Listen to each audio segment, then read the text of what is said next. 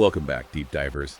Today we're going on an adventure, a deep dive into some texts that didn't quite make it into the official Bible. We're talking about Catholic Apocrypha. It's like a secret stash of stories and beliefs, really.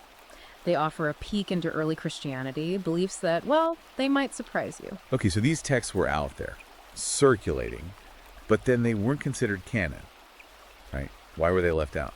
Theology, politics, power struggles, all of the above. You hit the nail on the head. Theological differences definitely played a role. But the early church, it wasn't this perfectly unified entity, you know? There were power struggles, factions with their own agendas, all trying to shape what Christianity would become. So the process of creating the Bible, it wasn't just about, picking the best texts. It was about control, narrative control. Precisely. Which voices got heard, which stories made the cut, all tied to who held the reins. Okay, so the term Apocrypha, what does it actually mean? And what kind of writings are we talking about? Gospels, letters, something else? Apocrypha means hidden writings. And yeah, we're talking Gospels, Acts, Apocalypses, even letters, a whole mix, offering a look into a wide range of early Christian thought. Stuff that didn't fit the official mold. So these weren't just random scribbles, right? They hold some weight for those early communities. Absolutely. Their impact echoes beyond just theology. You can find traces of these apocryphal ideas in art, literature, even pop culture today. They offer a unique window into the beliefs and practices that, in a way, shaped the Western world as we know it. Understanding these texts, it helps us grasp the complexities of early Christianity, its evolution. So you mentioned that theological compatibility played a role in deciding what made it into the Bible, right? Can you unpack that a bit? Sure. Imagine the early church trying to establish a unified identity, a set of doctrines. Any text that contradicted that, maybe offered different views on salvation or the nature of God, well, those texts were often excluded. It was all about creating a consistent, orthodox version of Christianity. Makes sense. Yeah. But as we touched on, it wasn't just about theology, right? Those power dynamics within the early church also had a hand in the process. Exactly. Different groups competing for influence, each pushing the texts that supported their views. The whole selection process, it was intertwined with these power struggles, a real tug of war. So it's like a historical thriller, but instead of land, they were fighting for control of the narrative, the foundation of Christian belief. Very insightful comparison. The stakes were high. As the canonization of certain texts, it had a ripple effect on the development of Christian doctrine and practice for centuries to come. Speaking of key players, were there any individuals who had an outsized influence on the formation of the biblical canon? Oh, absolutely. One figure who stands out is Saint Jerome, a 4th century scholar who translated the Bible into Latin. This translation, known as the Vulgate, it became the standard for the Western Church, shaping how people understood Scripture for centuries. So Jerome acted as a sort of gatekeeper, deciding what made the cut and what didn't. You could say that. He made his decisions based on scholarly analysis, theology, but also personal convictions, of course.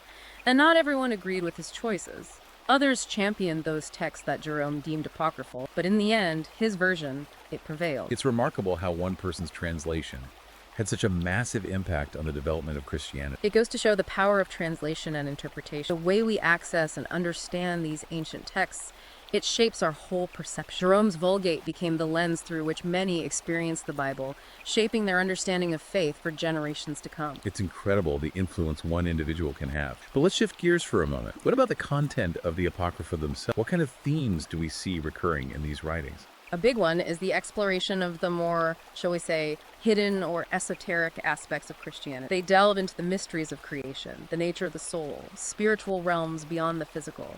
They're not afraid to offer alternative takes on Jesus' teachings, exploring those questions about the divine and the universe that the canonical text didn't fully address. It's like they're tackling the big questions, those mysteries of existence and spiritual meaning that people have always wrestled with. Exactly. They weren't afraid to grapple with those complex ideas, those alternative perspectives, even when those perspectives went against the grain of the early church's emerging orthodoxy. We've mentioned Gnosticism a few times. It seems to be a major influence on many of these apocryphal texts. Can you give us a bit of a Gnosticism 101? What is it and how did it shape these writings? Gnosticism. It was this diverse religious and philosophical movement, happening alongside early Christianity.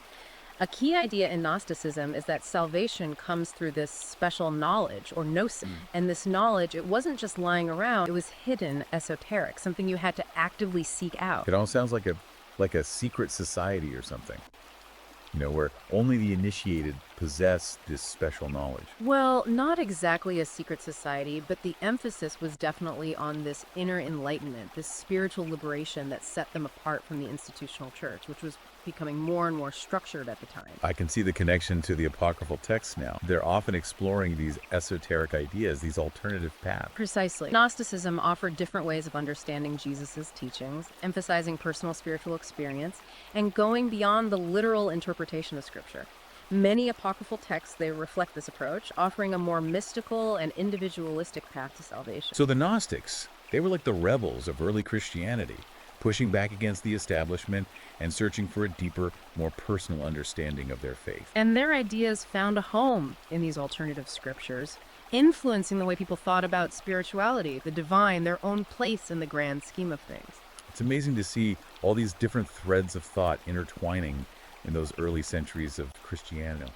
Gnosticism, the apocryphal texts, the evolving church, all influencing and shaping the religious landscape. It wasn't just an abstract intellectual exercise either. These different perspectives had a real world. They influenced how people lived, worshipped, understood their place in the universe. It wasn't just about beliefs, it was about lived experiences. Absolutely. It wasn't just theoretical debate. It was about how people lived their faith in their daily lives. Yeah. But Gnosticism aside, were there other influences that shaped the apocryphal texts?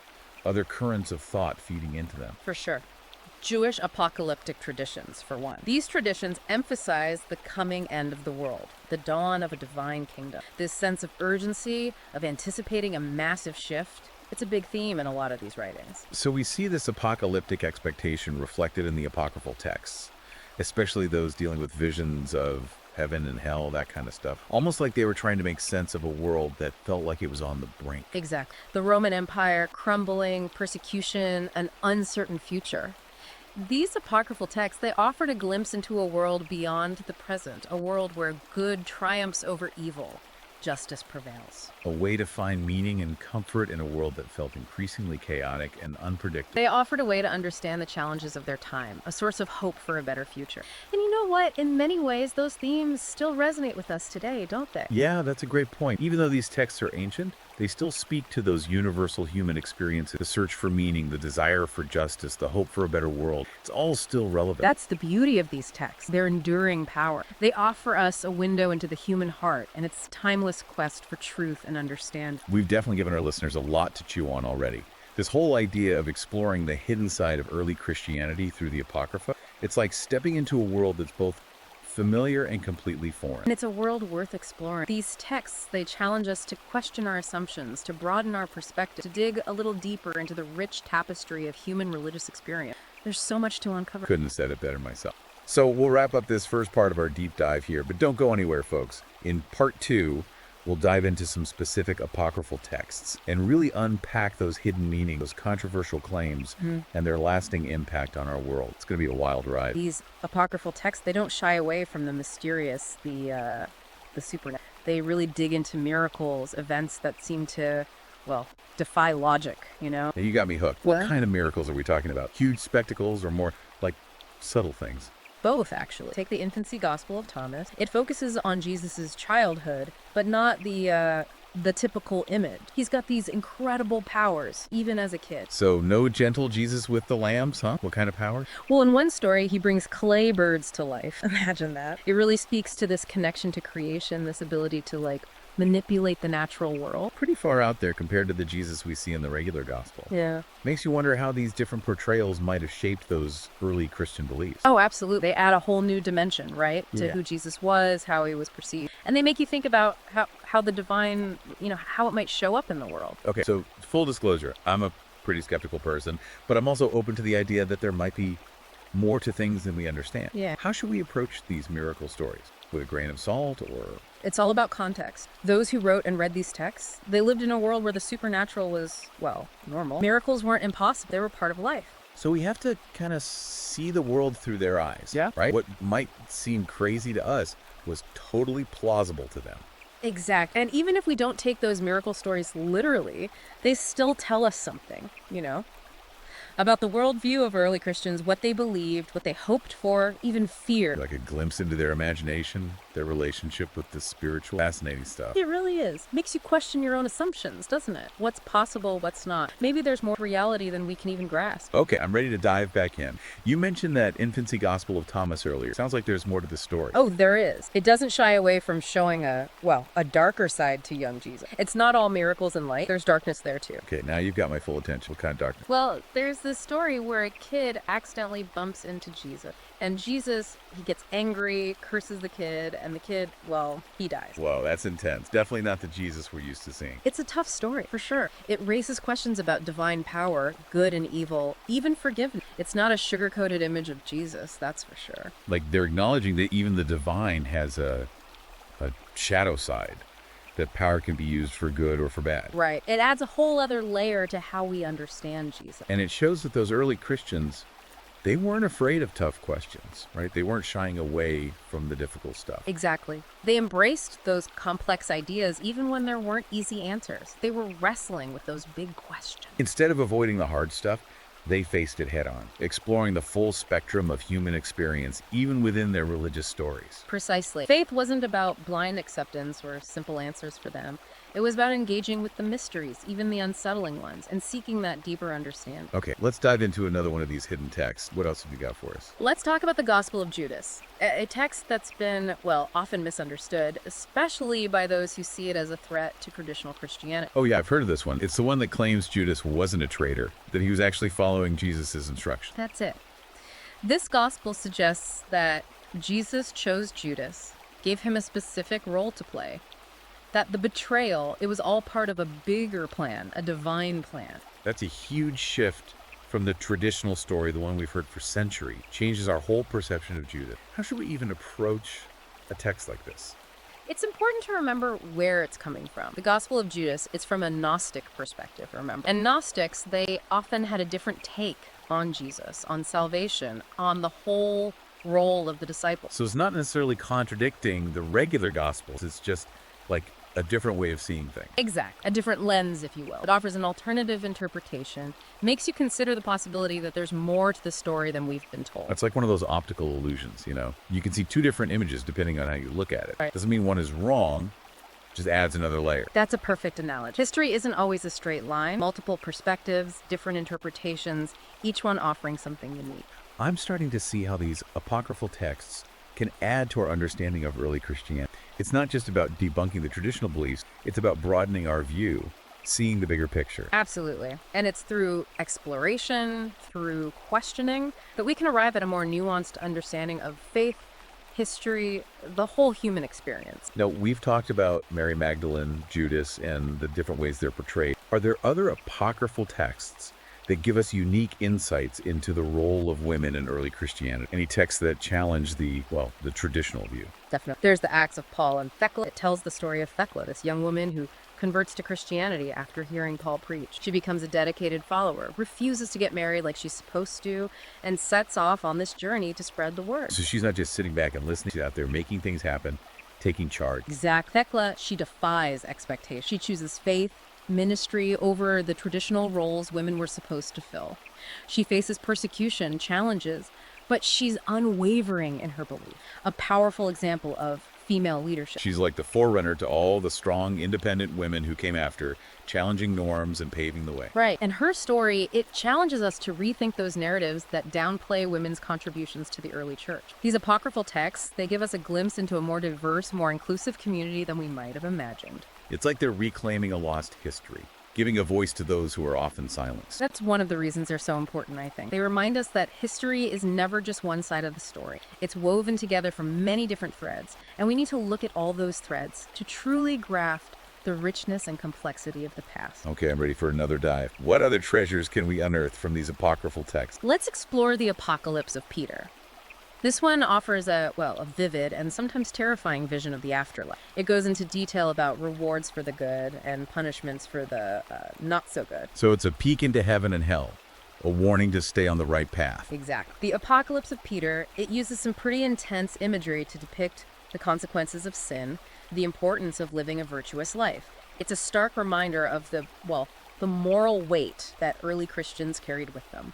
Like they were trying to paint a clear picture, a warning of what could happen, both in this life and the next, if you stray from the path. Absolutely. And it's interesting, isn't it, how those themes, judgment, reward, punishment, they've resonated through Christian history. They've shaped art, literature, even our ideas about justice and morality. It's amazing how those ancient texts can still have such a hold on us, even if we're not aware of it. They're woven into the fabric of Western civilization, whispering their stories and influencing how we see things, even in subtle ways. Okay, I'm hooked. Let's dive deeper into this Apocalypse of Peter and see what we can find. One of the most striking things about it is the detailed description of hell. The punishments, they're quite something. I'm a little scared, but I have to know. What kind of punishments are we talking about? Not for the easily spooked. We're talking sinners being boiled in pitch, hung over fire, devoured by monsters. It's a horrifying picture of what awaits the wicked. Tense. Sounds like they were trying to scare people straight, make them repent and avoid that fate. It was definitely a powerful way to drive home the point. The early church, they didn't mess around when it came to the afterlife. And those vivid depictions of hell, they've stuck with us. Influenced art, literature, even how we picture the underworld. It's like those ancient fears, they still linger, shaping our ideas of good and evil. The power of stories, right? Exactly. They tap into something deep within us. Our fascination with the unknown, fear of the dark, our need for justice and meaning, especially in the face of death. We've been talking about some heavy stuff, fire and brimstone, judgment. Is there anything in these texts that offers a more, well, hopeful view of the afterlife? Oh, absolutely. The Apocalypse of Paul, for example. It doesn't just focus on hell. It gives us a glimpse of heaven, too. Paul's taken on a tour of paradise where he witnesses the joy of the righteous, the beauty of it all. So there's wonder and awe, too, not just doom and gloom. Right. Angels singing, rivers of milk and honey, streets of gold. It's that classic image of paradise that has inspired countless artists and theologians. They were offering a balance, right? The fear of hell alongside the hope of heaven, showing that ultimate reward for a faithful life. That duality, it's a recurring theme in religious thought, isn't it? Creation and destruction, good versus evil, our own personal struggles with temptation and redemption. It's all there. These ancient texts, they reflect those timeless human dilemmas and aspirations, our search for meaning, connection, that hope for something beyond this earthly life. And that's what keeps them relevant, I think. They connect with us on that fundamental level, the human level. We've covered a lot of ground with these Apocryphas. Miracles, dark stories of Jesus' childhood, different takes on Judas, even visions of heaven and hell. It's been quite a journey. It has. And we've only scratched the surface, really. There's so much more to uncover in these fascinating texts. You've definitely sparked my curiosity. But before we move on, I want to circle back to something you said before. The influence of Apocrypha on art, literature, pop culture. Can you give us some specific examples of how they've shaped our creative imagination? Oh, absolutely. They're like a wellspring of inspiration full of stories, characters, themes that have resonated with artists, writers, filmmakers for centuries. Like a treasure chest of ideas that we keep coming back to even today. Exactly. You can see their influence everywhere, from medieval paintings to modern novels to, even blockbuster movies. Okay, you've got my attention. Hit me with some examples. Take the legend of the Holy Grail, for instance. That quest for the sacred cup that supposedly held Christ's blood. It's captured people's imaginations for ages. But did you know that the Holy Grail, it's not actually mentioned in the regular Gospels? Really? I always thought it was a biblical story. The canonical Gospels, they don't mention a specific cup at the Last Supper. It's the apocryphal texts, like the Gospel of Nicodemus, that introduce this idea of a sacred vessel used to collect Christ's blood. So they kind of filled in the blanks, added those details that became central to the whole Grail legend. Exactly. And that legend, it's inspired so much art, literature, film, from medieval romances to King Arthur stories to modern thrillers like the Da Vinci Code. Wow, that's incredible. It's like these apocryphal texts have had this ripple effect through history, shaping our culture in ways we might not even realize. Absolutely. They've gone way beyond just religious belief. They've shaped our imagination, how we tell stories, how we understand ourselves and the world around us. Okay, I'm getting the bigger picture now. These texts aren't just ancient history. They're about the power of stories, how they shape our culture, values, even how we see reality. That's what makes them so fascinating, so relevant, even today. All right, I'm ready for another round. What other examples can you share? How about Apocrypha's influence on art specifically? Let's talk visual art. Medieval and Renaissance artists, they loved the imagery and drama found in these texts. So we see these apocryphal stories painted, sculpted, woven into tapestries, bringing them to life with drama and symbolism. Precisely. Take the story of Judith beheading Holofernes from the Book of Judith, a popular subject for artists, Donatello, Caravaggio. They use their artistry to depict this intense, violent scene, exploring themes of courage, faith, resistance against oppression. These apocryphal texts, They were like a gold mine for artists, giving them material to explore complex themes, emotions in such a visual way. And those artworks, they helped to keep the stories alive, even after they were excluded from the official Bible. Visual reminders of faith's power, the struggle between good and evil, all the complexities of human nature. We've talked painting. What about more modern art forms? Film, TV, anything there? Oh, the Apocrypha have definitely made their way to Hollywood. Everything from biblical epics to horror movies to sci-fi thrillers. I can see how these texts would be perfect for film. They're packed with drama, larger-than-life characters, epic battles between good and evil. It's all there. Exactly. And the themes, mystery, revelation, redemption, they still resonate with audiences today. Okay, any specific examples come to mind? Yeah. Movies or TV shows that draw on Apocrypha. Sure. Scorsese's The Last Temptation of Christ, for example. Based on the novel by Nikos Kazantzakis, it explores the idea of Jesus struggling with his human side, facing temptation. That's a theme you find in some apocryphal texts, too. So it offers a more human, relatable Jesus, one that struggles with doubts just like us. Exactly. It challenges that traditional image of Jesus as all-powerful, all-knowing, shows him wrestling with the same dilemmas, the same temptations as any human being. Now, you mentioned horror films earlier. What kind of apocryphal themes or stories have popped up in that genre? Well, they're full of angels, demons, supernatural stuff, which is perfect for horror, right? The Book of Enoch, for example. It describes the fall of the angels, the origin of evil. That's inspired several films and TV shows, including the show Supernatural. So those ancient texts, they're still shaping how we see the supernatural, feeding into those fears and fascinations with the unknown. Absolutely. They tap into something primal, our need to understand the forces at play, both the ones we can see and the ones we can't. We've covered a lot here: art, literature, pop culture. But before we wrap up, I have to ask about something you touched on earlier. Conspiracy theories and Apocrypha. Ah, yes. A favorite topic for conspiracy theorists, right? They see the Apocrypha as containing these hidden truths that the church tried to suppress. Like forbidden knowledge, whispering secrets that challenge the official story. Exactly. And the mysterious nature of these texts, it makes them perfect for speculation and interpretation. Some conspiracy theories point to the Gospel of Mary Magdalene, for instance, to argue that Jesus and Mary were married, had kids. That's a theory that's really taken hold, especially with books like the Da Vinci Code. But is there any real evidence to back it up?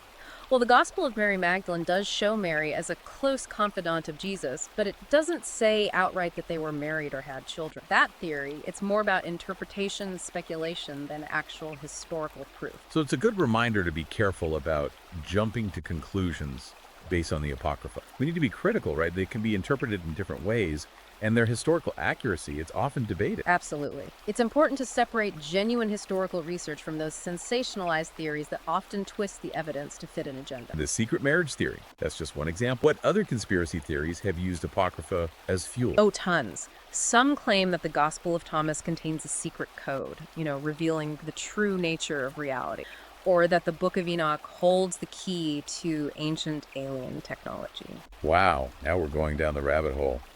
Seems like Apocrypha attracts those who are looking for hidden knowledge, those alternative explanations for the universe. Exactly. And while some of those theories might seem far-fetched, they do highlight the enduring power of these texts to fire up the imagination spark that need to speculate. It's like they're holding up a mirror to our own desires, our hopes, fears that need to understand the universe and where we fit in. And that's part of their magic, isn't it? They offer a glimpse into that human search for meaning, that eternal quest to unravel those mysteries of existence. It never gets old. We've covered so much ground: art, literature, pop culture. It's amazing how these ancient texts still have a hold on us, how they shape our imagination, how we see the world. It really is. It's a reminder that the past, it never really goes away. It lives on in our stories, our beliefs, our creative expressions. It's all connected. Well said. As we wrap up this part of our exploration, I have to ask, what's the most important thing our listeners should take away from this dive into Apocrypha and their cultural influence? I think it's this. The Apocrypha are not just some collection of weird old texts. They're a vibrant part of our cultural heritage, a window into the richness and complexity of human thought and imagination. Don't underestimate them. They're like a hidden treasure waiting to be discovered. Precisely. By engaging with these texts, we can learn so much about ourselves, our history, our place in this whole grand narrative of human experience. Couldn't agree more. It's been an incredible journey exploring these hidden corners of early Christianity. For those who want to go even deeper, we highly recommend checking out the book Catholic Apocrypha Uncovered.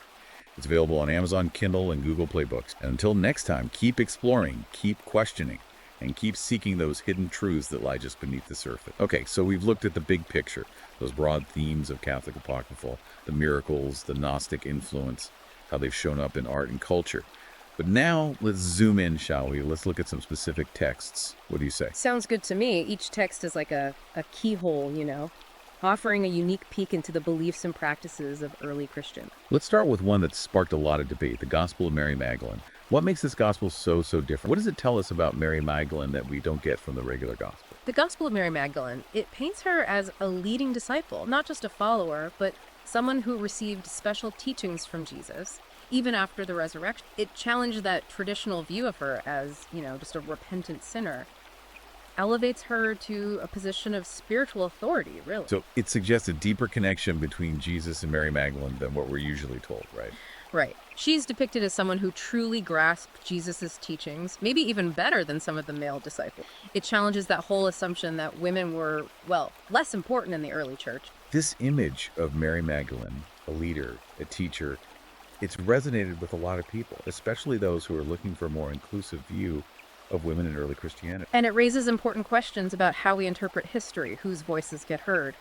The apocryphal texts often give voice to those who are marginalized, silenced by the dominant narrative, the one that became the accepted truth. Okay, let's move on to another fascinating text, the Infancy Gospel of Thomas. We touched on this before, but I'm really curious to hear more about its portrayal of Jesus' childhood. What's it all about? This gospel, it's not afraid to show a more complex, maybe even a bit controversial side of young Jesus.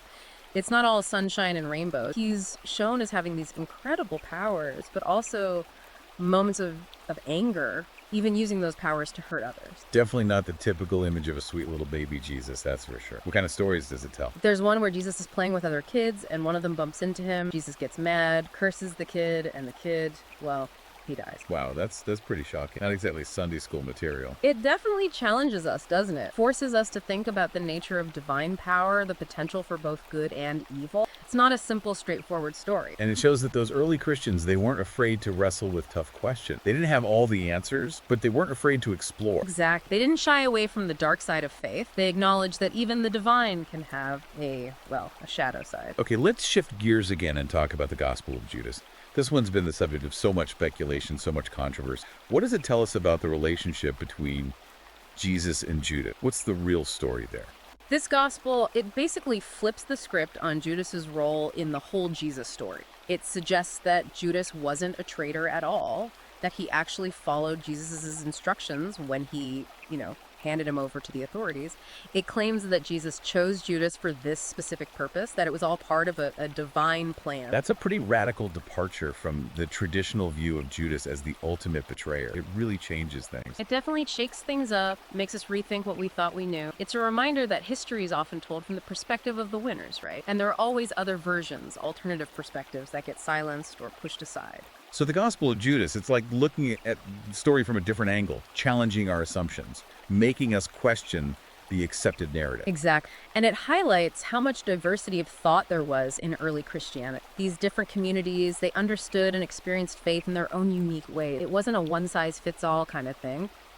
Okay, we've talked about some of the big names, the well-known apocryphal texts, but are there any hidden gems out there? Texts that people might not know about but are worth checking out? Oh, for sure. There are tons of fascinating texts that often fly under the radar. One I find really interesting is the Apocalypse of Paul. It describes Paul's journey through heaven and hell, and the visions, they're pretty intense, some beautiful, some terrifying. It's a wild ride. Like Dante's Inferno, but with the Christian spin. Yeah, kind of. It reflects those anxieties, those hopes of early Christians wrestling with those big questions: salvation, judgment, what happens to the soul. What kind of visions are we talking about? Give us a taste. It's not for the faint of heart, that's for sure. Paul sees sinners being punished in some pretty gruesome ways, but he also encounters the righteous, experiencing the bliss of paradise. It's a powerful, often disturbing look at the afterlife. Sounds like they were really trying to make a point, drive home the importance of living a good life, making the right choices. Absolutely. The early church, they didn't take the afterlife lightly, and they weren't afraid to use vivid imagery to convey those realities, both the terrifying and the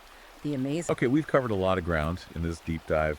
We've talked about the origins of Catholic Apocrypha, what they contain, their influence on other religions, how they've shown up in literature, art, pop culture, even their role in conspiracy theory. It's been a fascinating journey. But as we wrap up, what do you think is the most important thing our listeners should take away from all this? What's the big takeaway?